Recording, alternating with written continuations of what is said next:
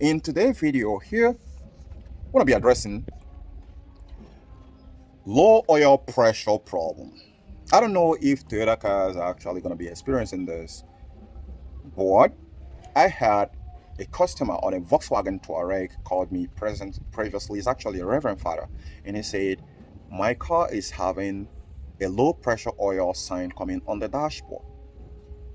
And when he told me that, I was very happy because it's very thoughtful, the kind of ingenuity, the kind of things which Volkswagen did to their car, and yet people still feel they are junky.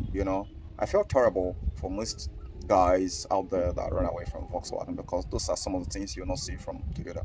No, right? I've seen a lot of Toyota engine get wrecked due to low oil pressure. And here in Volkswagen, someone had it.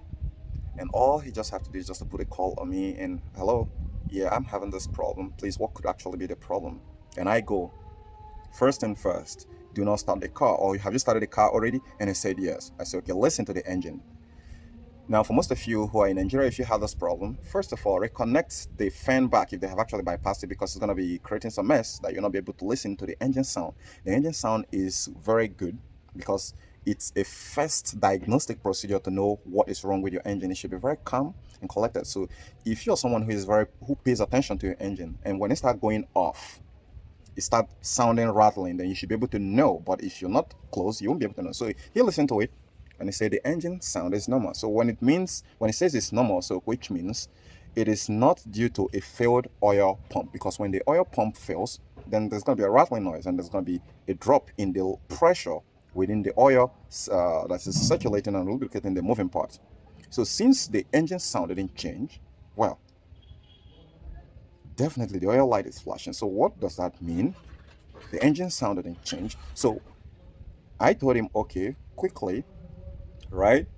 You want to park the car, since you said you've already started it.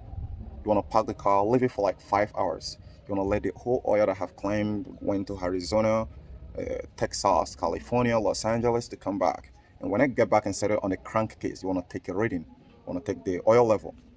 So I instructed him to do that, and he said there's little to no oil touching the dipstick. I said, bang. So which means there is little to no oil inside that very system. That would have been very catastrophic if you venture into the road with it, because he's even about to embark on a road trip back to the state. So he topped it off. He quickly, not even topping it off, I told him to perform the full service, replace the oil filter and drain out the leftover ones and get it back on. And as soon as he does that, the oil pressure light ceases. So use this information to fix your car. If you notice any oil pressure sign on the dashboard, for most of you who are Volkswagen Touaregas, Cheerios, give this video a thumbs up for more free information on how to fix your car. Bye for now.